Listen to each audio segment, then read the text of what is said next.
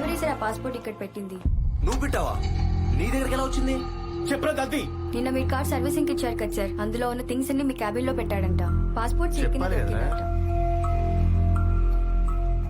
అయినా సౌందర్య పాస్పోర్ట్ నీ కార్లోకి ఎలా వచ్చింది బట్టి?